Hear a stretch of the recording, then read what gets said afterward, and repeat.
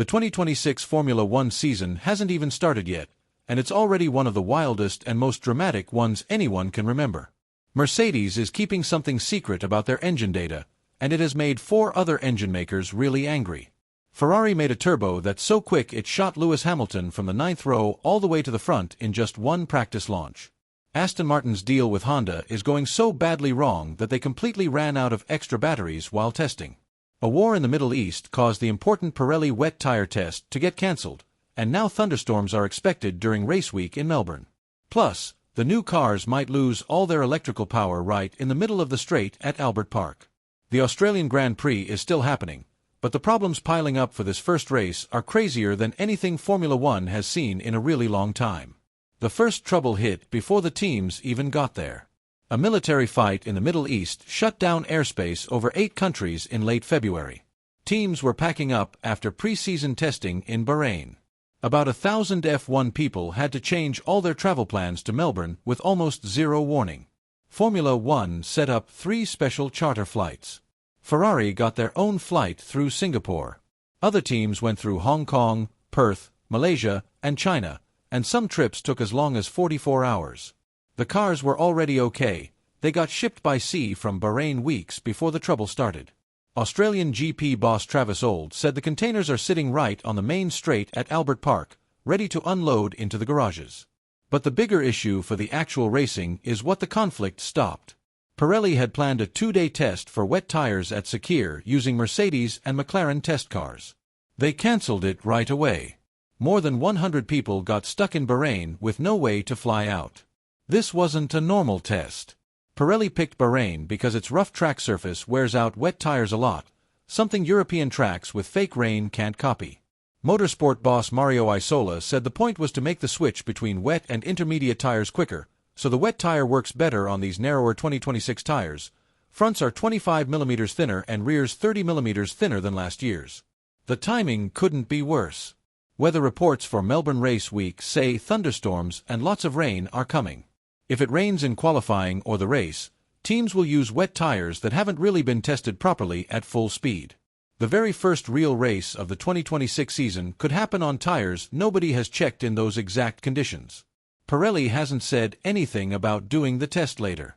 After Melbourne, the Bahrain Grand Prix on April 12th and the Saudi Arabian Grand Prix on April 19th could both get cancelled, and people are talking about Turkey as a possible replacement.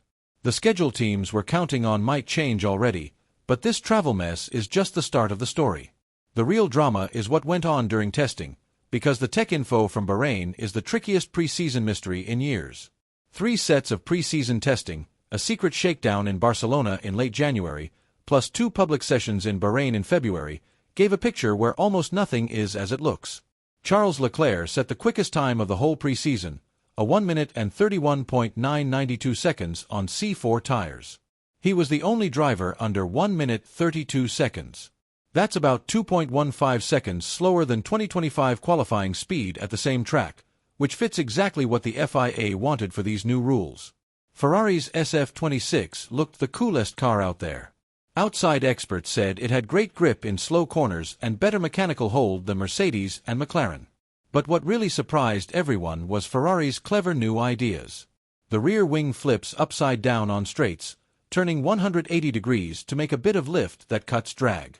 They made an exhaust-blown winglet called Flick Tail Mode, worked on by aero boss Diego Tandy and engine boss Enrico Gualtieri, worth about half a second a lap.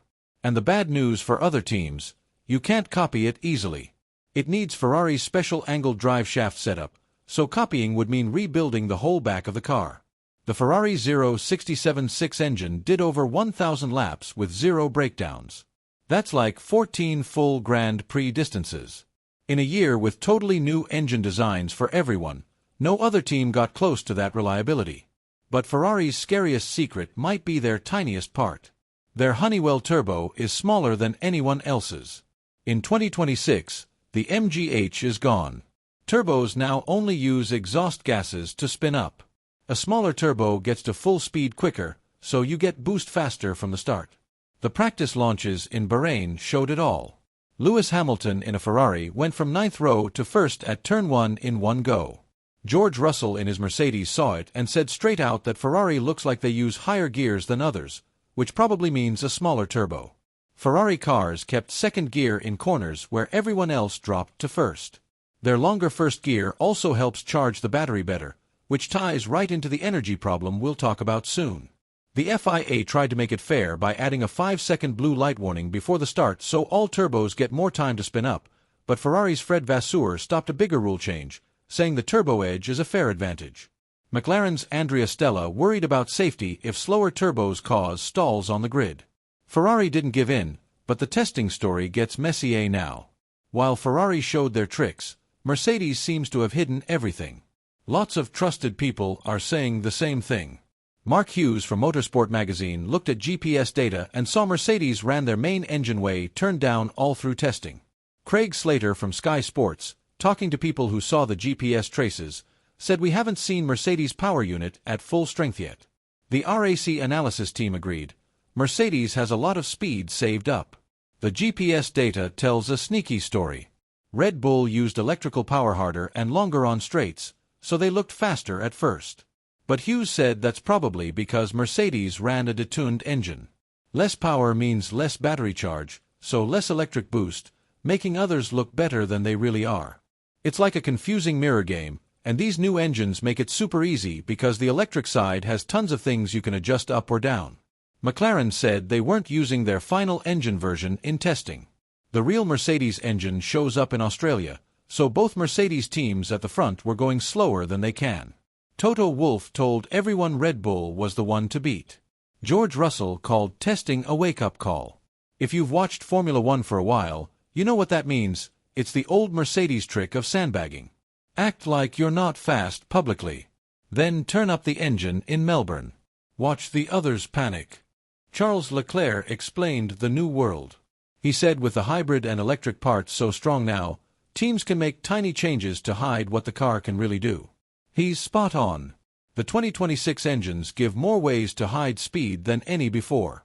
Red Bull and McLaren both used big downshift tricks in testing, going to lower gears in corners to keep the turbo spinning and grab energy with the MGU-K at high RPM.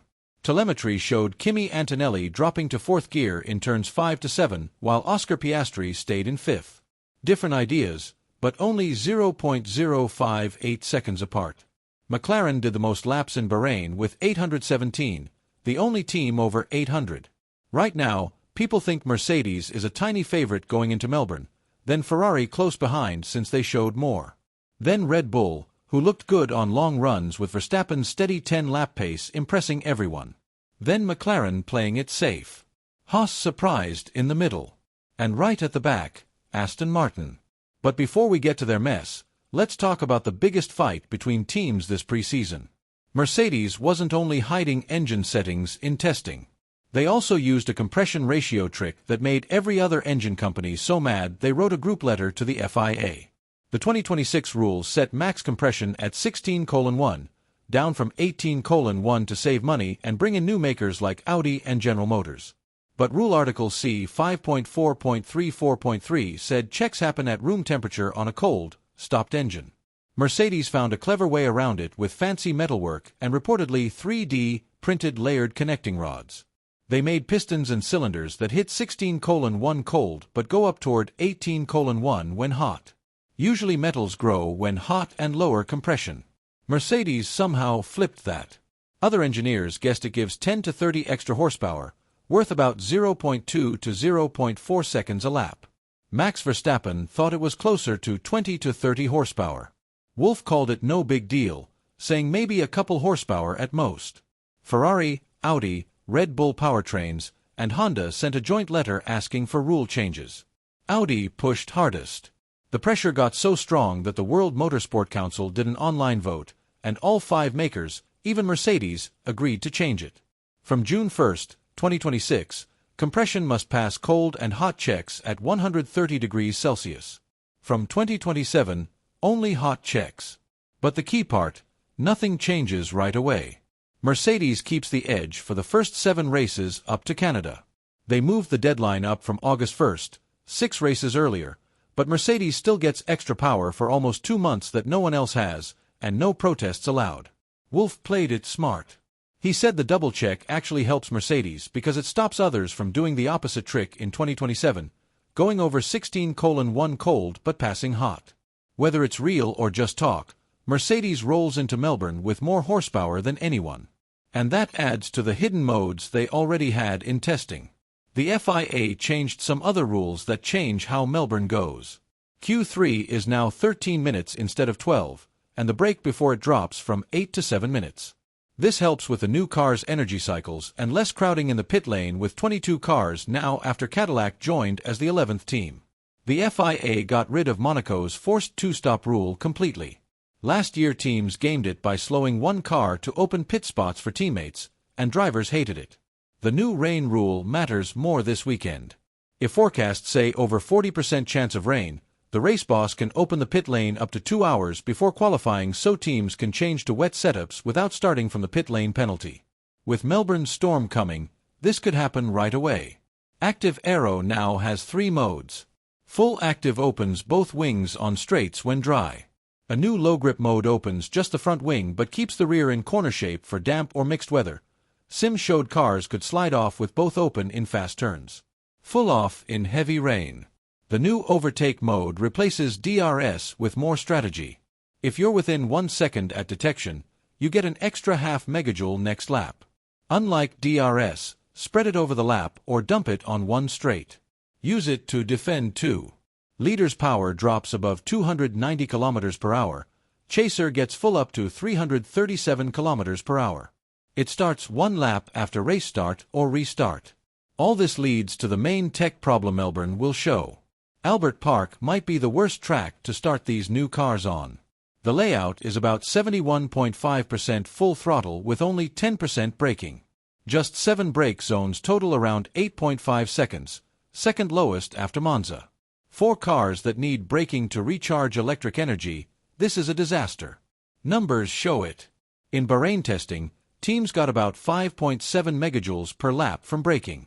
In Melbourne it falls to just 2.9, almost half. The FIA lowered Melbourne's harvest limit to 7 mega instead of normal 8.5.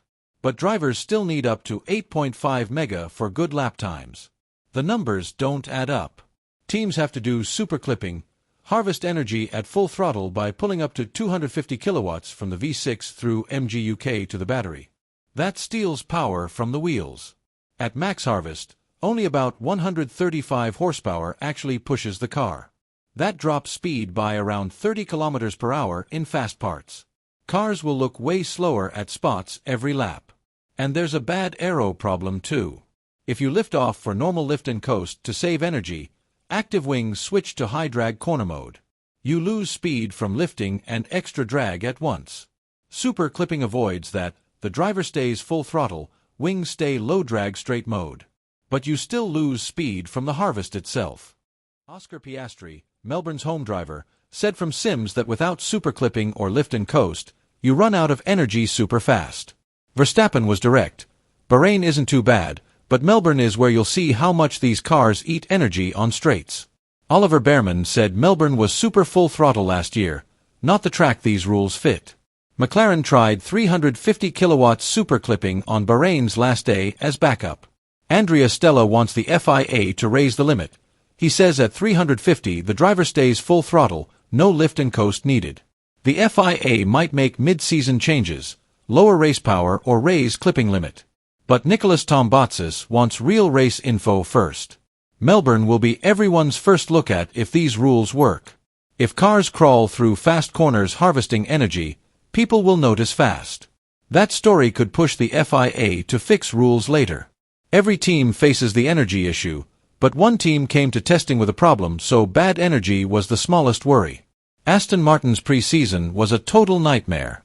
HRC boss Koji Watanabe called it really tough and said the challenge is huge. The main problem is simple to say but super hard to fix. Honda's V6 engine vibrations are wrecking the battery pack. Honda's Ikuo Takashi explained in a briefing, weird vibrations in testing damaged the battery. They stopped the car because it was unsafe. Vibration starts at the engine but gets worse how the chassis takes it. Lots of parts make a resonance that Honda can't fix by changing one thing. Honda tried a bold battery setup, not the usual flat single pack, but split into 2 levels inside the monocoque survival cell. Takashi said the pack shakes at its mounts in the car body.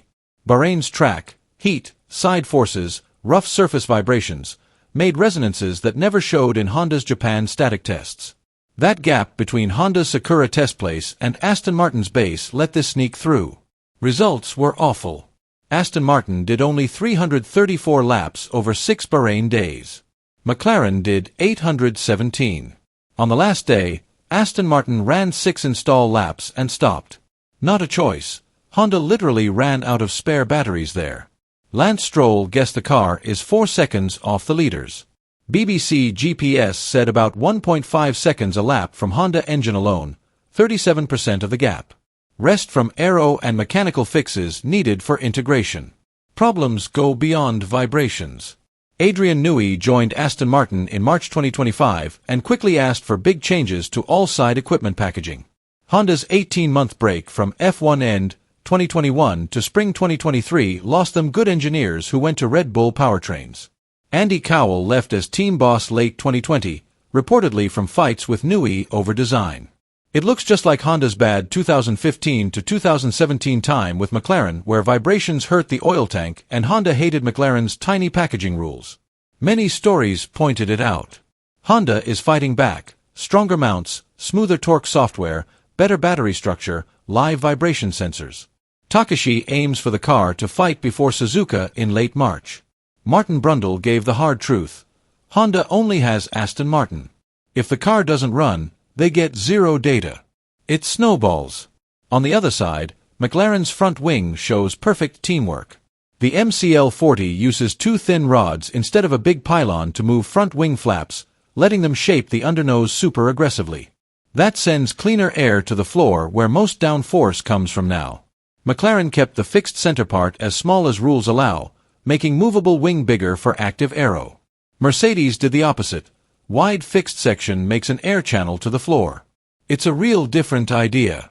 Most teams, including McLaren, attach nose to main plane and move 2 parts in active mode. Mercedes and Aston Martin attach nose to middle part and move only top flap, giving up some drag cut for shorter higher nose that helps floor flow. McLaren's car is about 10 centimeters shorter wheelbase than Mercedes, Ferrari, Red Bull, Aston Martin. Designer Rob Marshall said fitting radiators and electric boxes was tough with less room. But tech boss Mark Temple said shorter car means less ride height touchiness, more tuning freedom without losing speed. It's a gamble that small efficient design beats long stable one. Melbourne tests it first. So where does this leave us going into race week? Cars are at Albert Park. Most people are heading there. The first race will run. Energy use is the big headline. Bahrain had easy energy, Melbourne has a huge shortage. Teams good at energy strategy in testing will jump ahead fast. How much super clipping and lift coast shows will decide what people think about if 2026 rules work. Mercedes' real speed comes out for the first time. If GPS experts, insiders, and reporters are right, Mercedes sneaks in as favorite. They keep compression edge to June. Full engine unseen yet. Sandbagging plan that worked before.